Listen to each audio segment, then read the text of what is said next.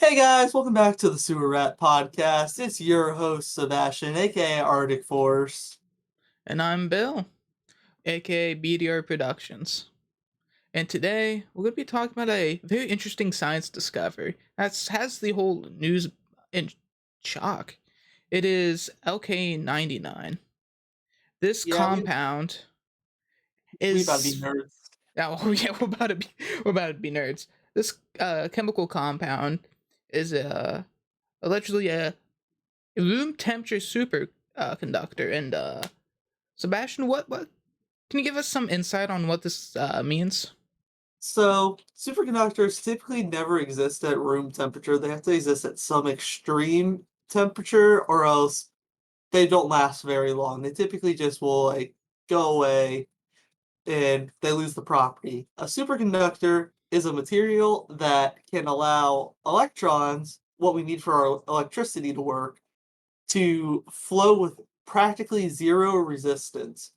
So one of the big problems right now with modern day energy is whenever we have electricity flow, we have some sort of resistance because no material is perfect. With having a superconductor, we can have highly efficient electronics that require less and less energy to actually run because we're able to supply it with a fast, constant stream of power.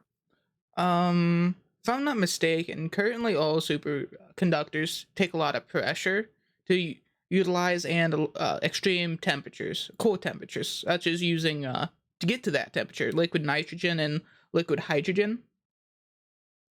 All Yeah, right. it typically takes a lot because just it's such an extremely rare property of anything to have because from the way superconductors, how we think they work is we have our the atoms in uh whatever material we're having vibrating in a very certain way that whenever the electrons are orbiting their host atom, normally whenever an electric current passes through, the electrons are orbiting, but they're going in a almost different path. This one's having it orbit in a very efficient path through, just going between all of the atoms in a very, very fast pace.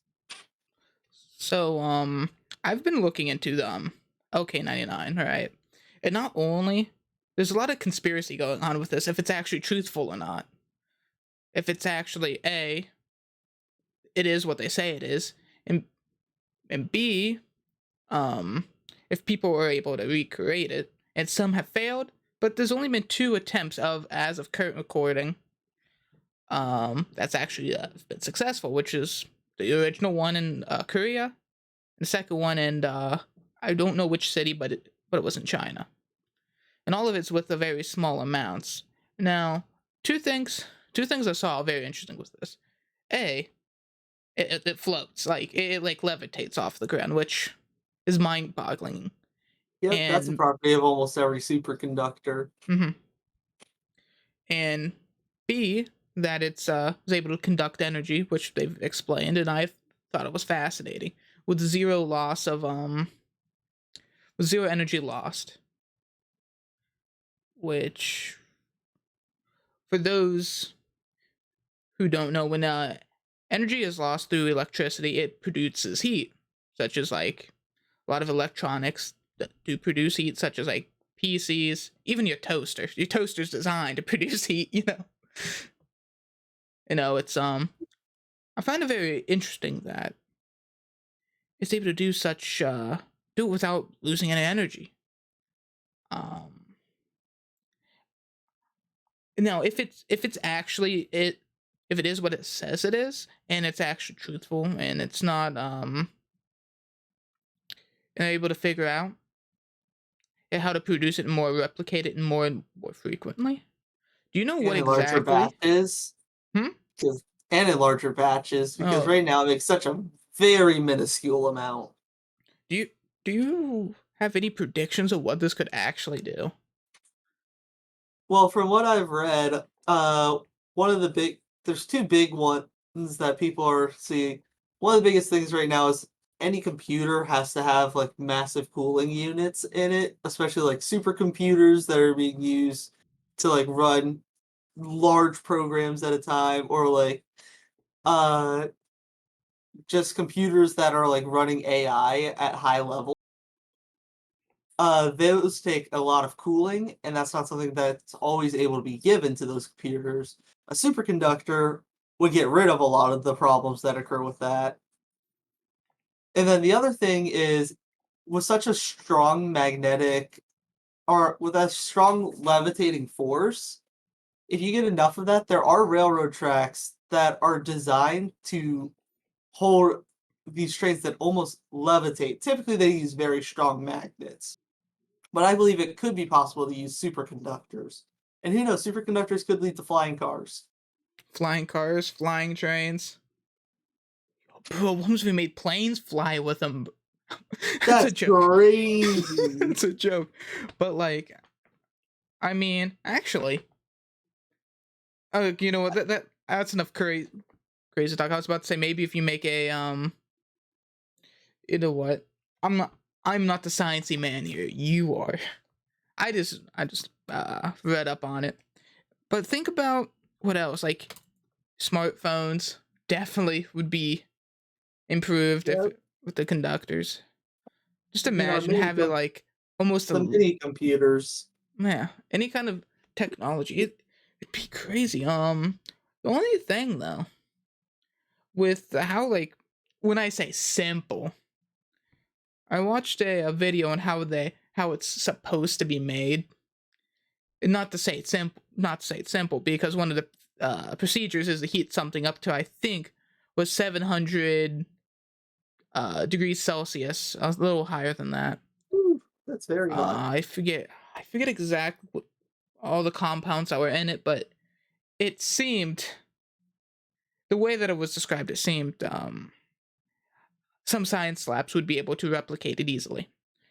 But the thing that worries me is that there's only been two places able to do it, and only two places out of the several other laboratories that's been trying to produce this compound and failed. Kind Yeah, of.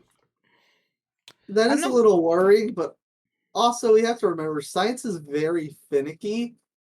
You could even like one small change up that you do that you don't even realize, like if you heat it up to 700 degrees Celsius, but you accidentally heat it to 702, you may have just destroyed the compound.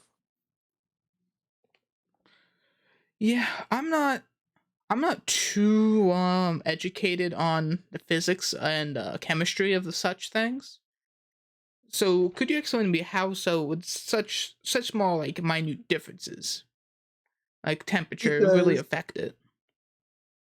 having all of these different elements and compounds, each of them has a different melting point and boiling point and freezing point. So you can heat something up to a very high temperature and you could make part of the compound reach its boiling point, or you could have it not react at all.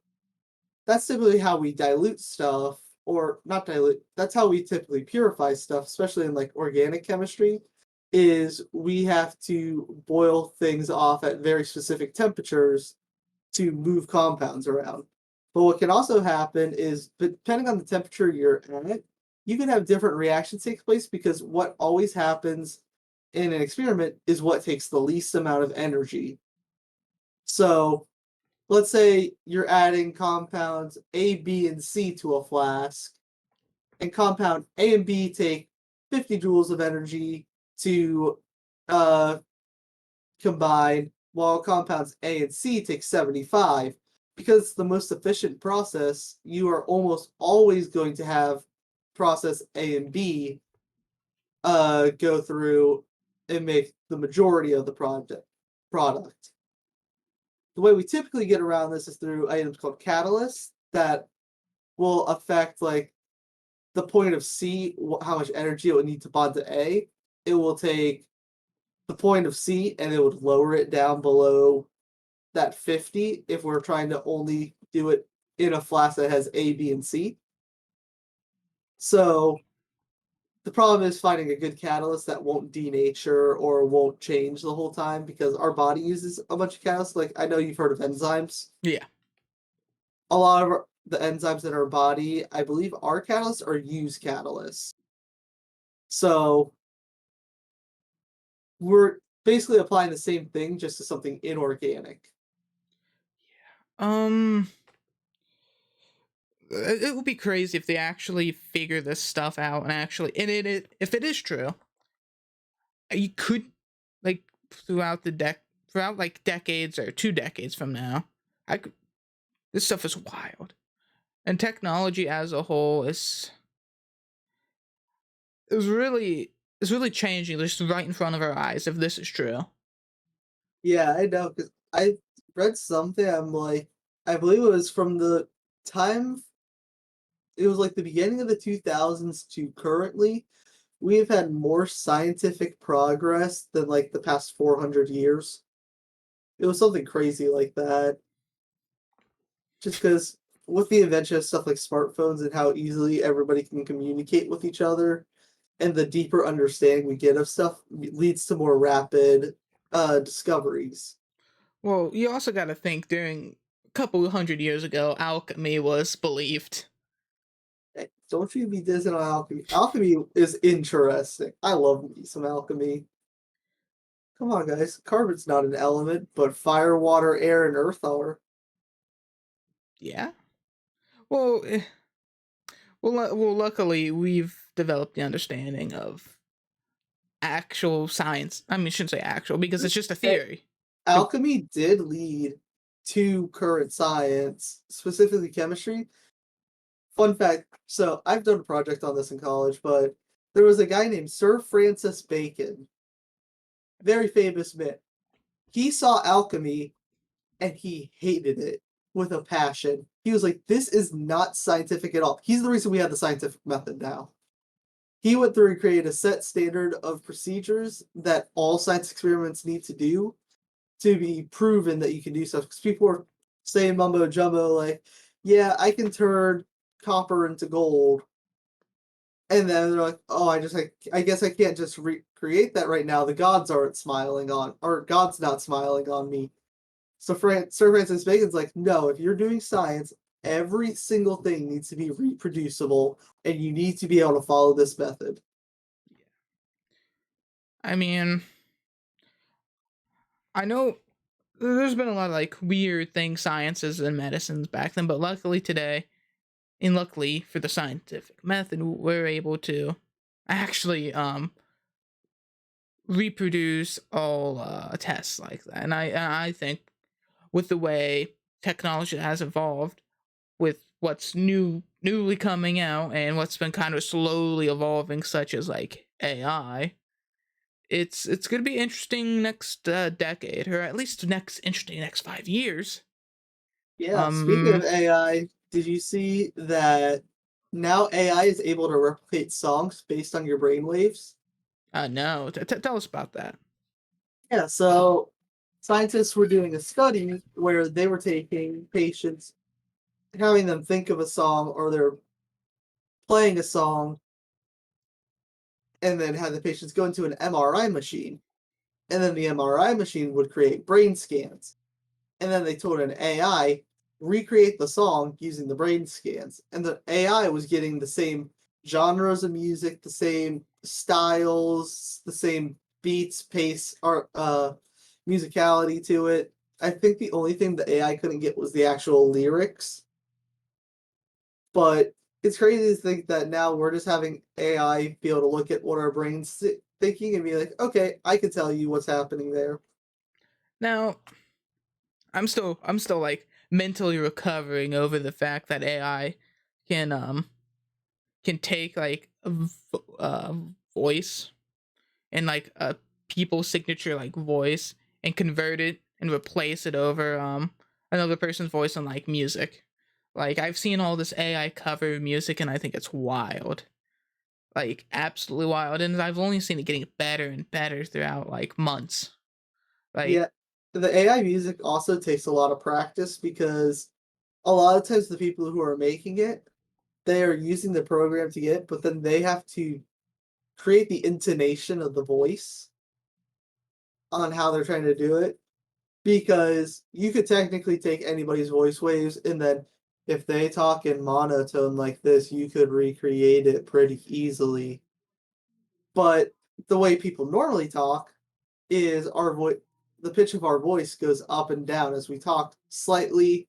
There's different inflections. So what AI's been doing recently too is also being able to start mimicking inflections, and that's how people are creating all of these AI songs and covers. And there are a lot of really good ones. It's currently like a SpongeBob and Mr. Krabs rap battle versus Plankton and Patrick because Patrick got mind controlled. Yeah, I've not seen that one, but a fan.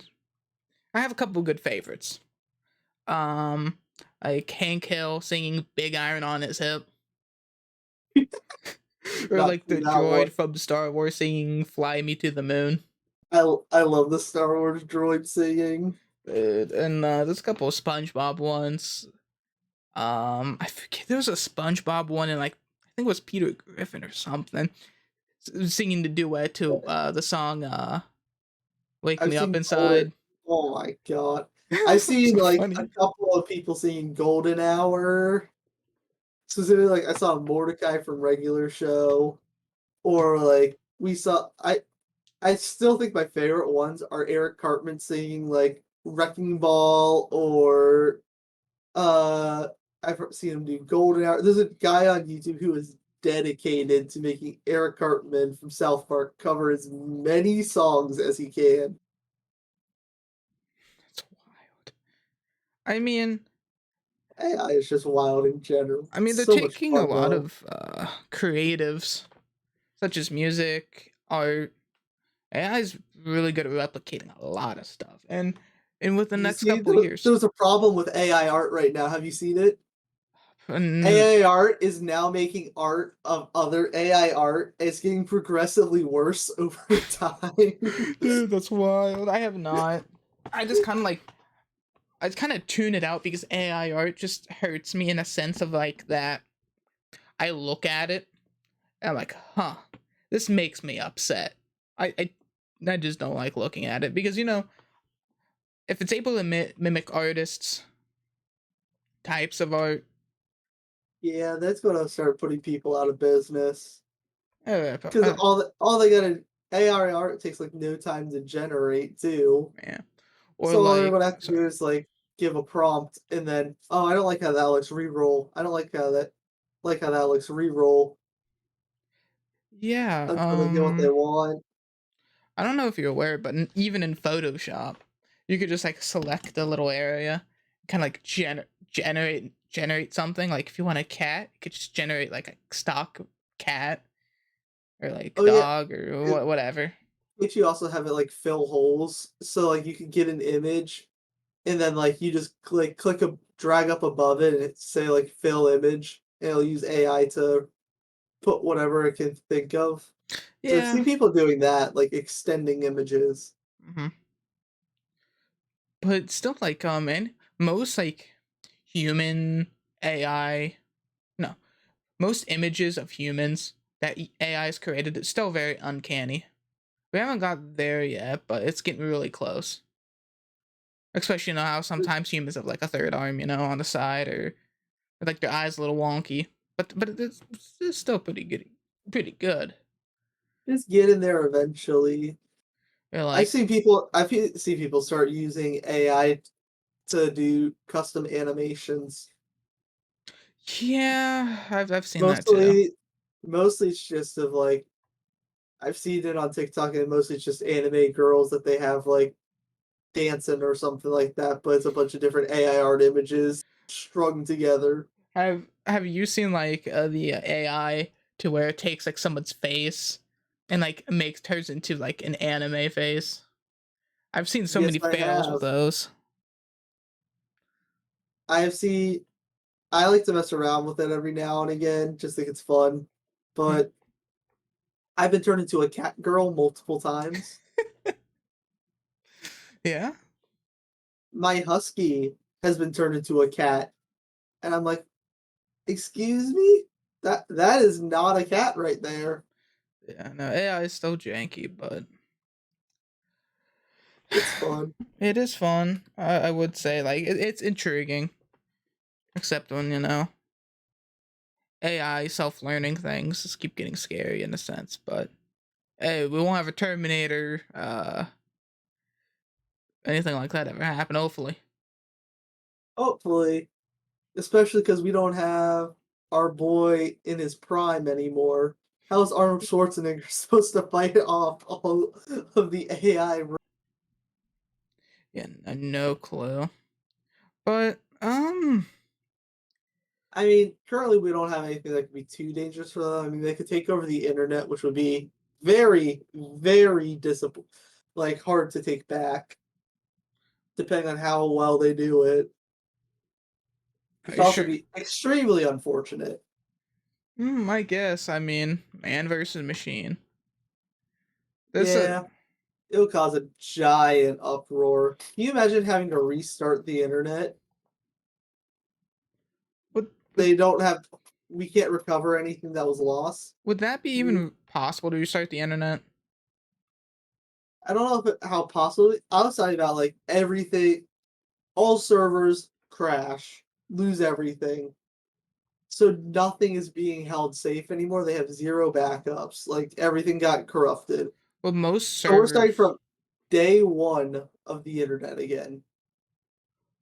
Well, most servers are hosted by like the big tech companies such as Microsoft, Amazon, and there's a couple others I don't remember by name that are hosted like they own majority of servers. That being said, they'd all have to cooperate to hit the big panic button to do like a whole server wipe. But even then, the consumer side will have flash drive stuff saved of the previous internet, which if like a doomsday event were to happen and AI starts taking over, kind of like do you remember like have you ever heard of like I think it was called the I Love You virus? I've heard of it. I don't know much about it. So it was one. This is older. It's one of the viruses to where if you would open up the email, it would spread to everyone else you had contact with. Oh, And it okay. would be like some like I love you blah blah blah. Some stuff like secret admirer kind of thing. Yeah. And it's basically nothing other than it just kind of spreads. I don't there was no like malicious part of the virus other than how quick it spread, and it actually did mess up servers with how quick and how like infectious. But if you say that's actually a way to crash a server, is not like to put a virus into it, but to try and overload it. I mean, yeah, I think that's what the virus ended up doing. No, I Okay. it was obviously Windows Defender now and most other things stop this thing kind of stuff thankfully, and hopefully no one tries to replicate it in a malicious way or just in general, because that is, believe it or not, if I'm not mistaken, email viruses are mostly spread still by email, if I'm not mistaken, and from links. Yeah, that's what I believe too. Because like, it's really hard to get access to someone else's computer if they don't interact with anything. Unless you can get to the physical thing, like if the, yeah, you could go through them like through their IP address and having to like trace down, right? But I think it's really hard for them to actually like get something to upload onto a computer if the computer doesn't physically interact with it. Um, mm, uh, I'm not sure about that one. It's Um, either that or people just have to, or it's a lot more work and people are lazy. the two most common types of viruses currently are the ones where they have control of your computer in a sense to where they're able to see all your cookies and data, kind of personal information. Gotcha. Which those ones aren't as common as as the one to where they have like a presence on your PC, and they're able to use your PC to try to communicate and ping a different server or network to try to overload. It's like under the Gotcha. box. It's not really noticeable, but it tries to ping different servers, trying to make them crash. Trying Gotcha, to do like a gotcha. gateway ping the overload servers and shut them down. Do you Weirdly ever enough, ransomware isn't really as common as it used to be. It's still there. you think it's just because we've gotten smarter too as I people and more disagree. technological? Okay, I was talking about more like technological literate versus like we still got the old grannies who are like, I still "What's an disagree. email?" I still disagree.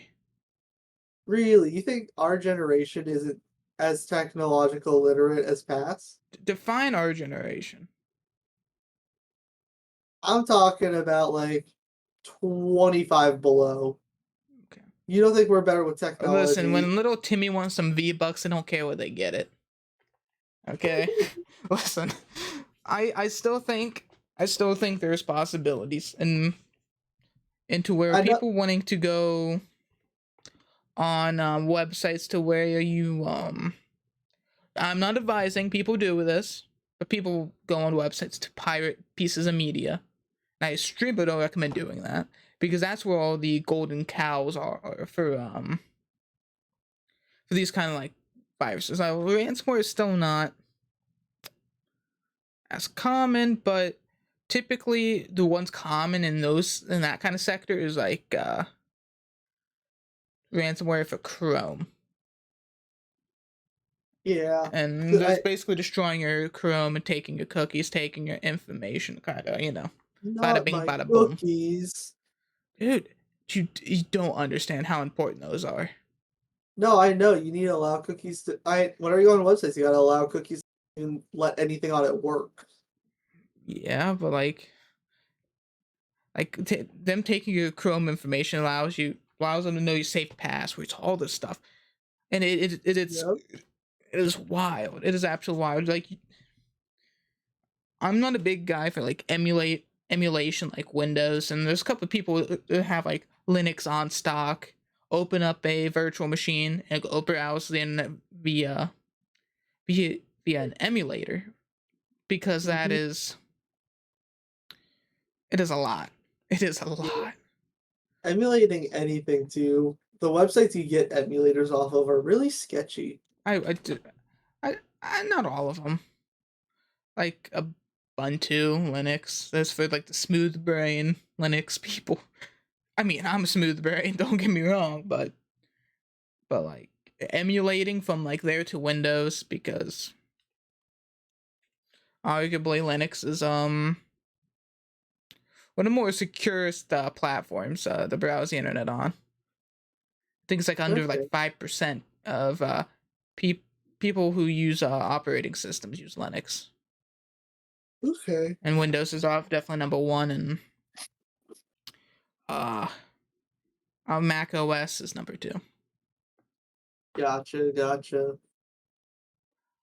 But yeah, it's Remember back in the day when they'd have us have to use a bunch of different browsers? Like, okay, you guys use Chrome, but my school would have, or my school was lucky enough to get some MacBooks at a point, or not MacBooks, but Macs, which I say lucky at the time because they were decent at the time, but like Macs now. But it was like, okay, it doesn't work on it's not working on Safari. Okay, now go guys, go try Chrome. Oh, it's not working on Chrome today. All right, head over to Firefox. Firefox always worked. Firefox, huh? I don't know. I hear some people are trying to really hyping up Opera GX. I've heard of that too. I have not touched it, Or have I? Chrome but I for the know, win. yes, sir.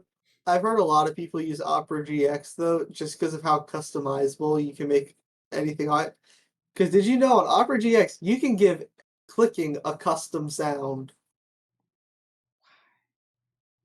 I don't know, but you can like, let's say you hit enter as you put into the search bar, you can make that play a custom sound. Why? You Okay. can put custom images over website. So instead of like the YouTube icon, you could have your bright bubbling face over it. I mean, you can change icons on Windows and I know, it's just Chrome. not as common. Okay, but hear Come on, me out though. it's the gamer experience. If you can't customize every little thing, is it even worth using? Okay. I no offense to anyone who uses this, but who uses Microsoft Edge? Probably the people who play Raid Shadow Legends.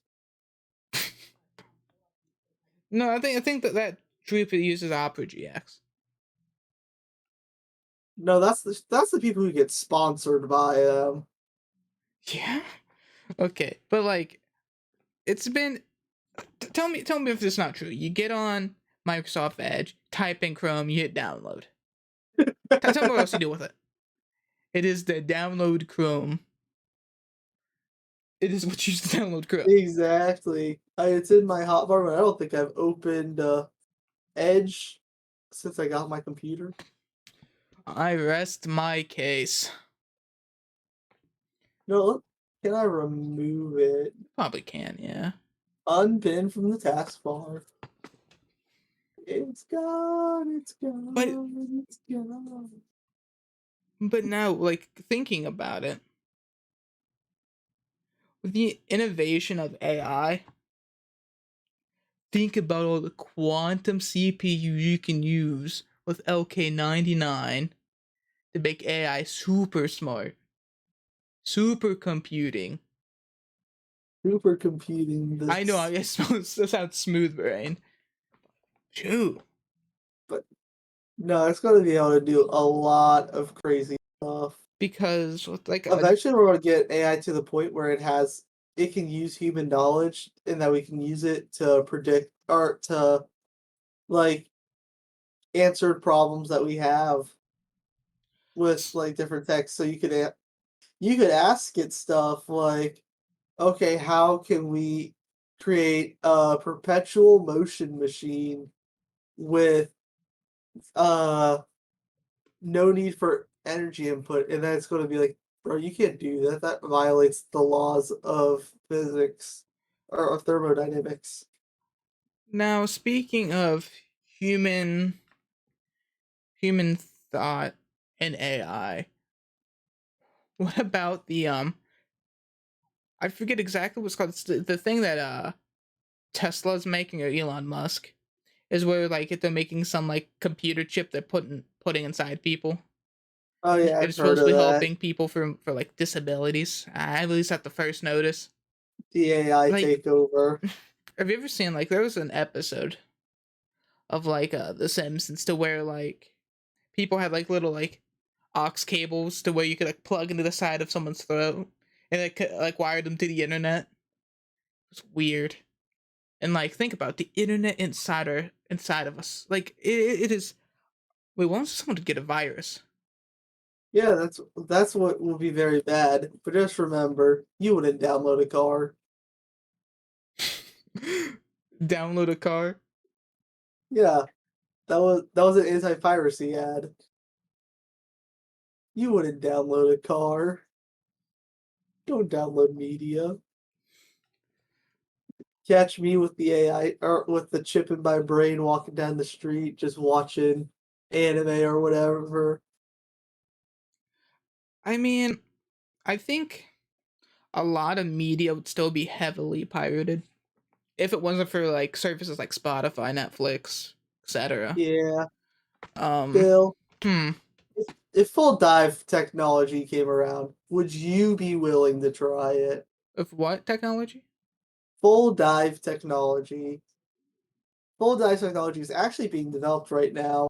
If you don't know what that is, if you've seen Sword Art online or if Okay. you know of Sword Art Online, Hmm. that's the technology they use. It's full dive So technology.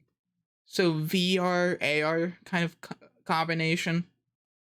Yep, except it instead of you just like seeing it and still being able to move, all of your brain's inputs, besides the ones that are keeping you alive. So any like of your motor inputs, because your brain's got two types of inputs. Typically, we only think of the motor ones. Hmm. Any motor inputs go straight into the game instead, or into the virtual reality machine. There was a demo. This was actually a couple years ago from HTC, um, which is a VR headset company, which they demonstrated a headset to which would only rely on thought and like motor skills based off thought. They had a whole bunch of things connected to someone's head, and as long as it wasn't fabricated footage, it was doing quite what you said. Now, how accurate, that is debatable. I We don't know how accurate it was. Like this was a couple years ago. I think I've heard of an experiment somewhat similar where they took a chip and put it into a monkey's brain, and then they had them, I believe it was play Pong Huh. using the brain chip as your controller, and it was working. Well, You just had to think of moving the paddle up and down. that gets into like a scary dilemma of like using your mind to control. Well, at this point, like that'd just be like a game or a video game, but like think about what I could like. Imagine if you could affect other people's chips. You just walk in That's public and you go, "Mind blast!" goes. It would be like essential, like a punch in the gut, but like a headache kind of thing. That'd be Mm, wild. that would be The awful. speculation of what this things could do. Can you I imagine the can. amount of trolling the boys would do with that? You're just sitting there, you're just having a good time, all chilled. Then one of them's like, "My blast." Say, yo, watch this. Oh shoot. It'd be like if you've ever seen like someone like when the pitch black turn on like a turn on the camera with flash on and like take a picture and just basically like blind them for a second. Yeah, or like last night, me and our little bonfire, flashbang. Yeah. Yeah, just pouring lighter fluid into a fire. Yeah, that was Yeah, pretty that's fun. dumb. But anyway, with stuff like that, I hate to be as skeptical and kind of like be against the idea of doing like body modification with computing and stuff like that.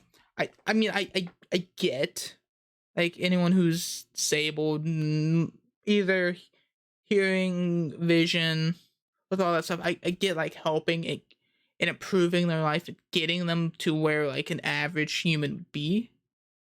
However, once when that continues, that where doesn't end into a part cyborg, into we're uploading it into like a machine, into a I conscience. actually took a class where we discussed that exact topic. Mm-hmm. We had a large discussion over, first off, what if we got people who were getting all of these cybernetic enhancements, would those be considered a new species of human? Would that be our next evolved state? And problem they had was a lot of us are like biology students in that class, so we were like, as long as they can still reproduce with people who haven't had them, then no, they're not different. Because the biological definition of a species is any two members of a species that are of a similar type that can reproduce with each other and create healthy babies. Because we've got animals like ligers, which are lion and tigers bred, but those don't aren't able to reproduce themselves. I But mean, basically, we got into that whole large discussion on whether if people just keep it doing like cybernetic enhancements, is that the next step for the human race? So that brings up a different discussion. If we're able to do that kind of stuff and bring to the next step, changing genes would that could also be a possibility. Also discuss that CRISPR technology. And would it be ethical to change genes of a developing person to be as perfect as possible? Would it be right? Would it be ethical? It could We prevent a have lot of. technology. We actually have the technology to do that to a point where it's pretty far developed, but we actually have there was an ethics committee for science, to stop Mm-hmm. mostly formed that stopped all of the funny psychology experiments, Yeah. but they basically the people who are developing this technology called CRISPR went to them and stopped all development because what they're able to do now is they're able to specifically go find a gene, and if it's not desirable, they're able to splice it and replace it. Yes, that's what I've heard too. However, think about a whole society. Well, we're getting rid of all negatively deemed traits and genes. See, here's the hard part about that is societally, how do we do that? Because what's going to happen? The only way you can actually have that work and make it develop correctly is to do that in adolescent children or like infants. You I have to be able to do that very young if you want everything to develop correctly. I was more referring to what is deemed as unwanted genes. True. I asked we were the discussion we had on that in my class led to okay, so how racist is it about to get? Because that is the literal problem is we are going to be like, okay, let's take the stereotypes and splice all of those genes, which we're like, how would society be able to do that without being racist? I was also referring to more of mental like illnesses and conditions that they could just splice off. You can do that. A lot of those aren't really genetic though. I mean, genetics can make you more prone, But still like some of them that but are still yeah, but a lot of passed them on. is a lot of them is you have to have a certain upbringing that damages your brain in Mm, certain ways to bring on the onset. Like depression, I don't believe is an actual genetic one, even though. So, how depression works, or major depressive disorder works, is your brain has basically your brain makes something that people like to call the happy drug. I know you've heard of dopamine. yes. Your brain has all these dopamine receptors. So, how depression works is your brain has all these dopamine receptors, but they ain't working. You're either doing one of two things, and I believe there's different types of MDD. You either have one where your brain's not producing enough dopamine, or you have the other where your dopamine receptors don't work. So you're only able to get like small amounts. So the only way to fix that, which is why a lot of people who are depressed tend to turn to drug use, is you have to overload your brain with dopamine. I was more referring to stuff like autism, ADHD, Yeah, those uh definitely have like genetic components. those ones that are more genetic because those can be passed down by genes. And would it be ethical, even though those do hinder the individual who has it? Not necessarily in a bad way, just it's not stereotypically what people like to classify as normal. I Yeah, mean, we're would it be ethical changing those kind of things? yeah, it's very hard to find the line of ethical use for it, which is why they put it on because as you said, like we have neurotypical, but how do we say that's the best? Correct. Very correct. Or just like we could say, I the big thing we were all talking about in my class is like how will we even be able to implement trying to build like these superhumans without things becoming racist, without things becoming a problem with the wealth gap between like because the process wouldn't be cheap unless they made it super accessible. But let's be real here. It's the American health system. We don't it doesn't like to stay cheap for long. Because I know insulin was supposed to be very cheap when it came out, and now it is one of the expensive common use drugs out there. Because if you didn't know, the creator of insulin, he just said, "All right, I don't want this to be expensive. I'm not patenting it. Mm-hmm. I want this to stay very cheap and have everybody be able to make it." And then Big Pharma said, "Not patented." Oh boy, that was a mistake. Bought the patent for insulin and then jacked up the price because it's very cheap to make. Jeez. Yeah. Uh, Pharmaceuticals is it's a headache. It's a headache. But it's still ever growing sciences and pharmaceuticals, and who knows what the future will bring with that kind of stuff. Speaking of stuff like pharmaceuticals, there's there's a new type of virus people discovered.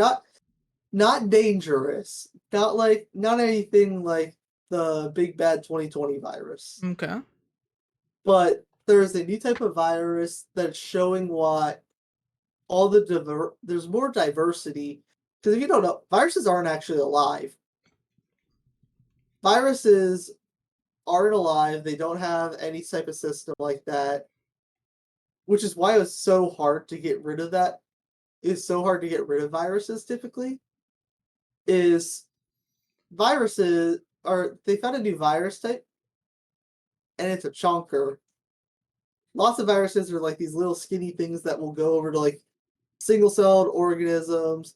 They will attach themselves to it and then inject their version or their things of DNA because they do have DNA. They just can't replicate it.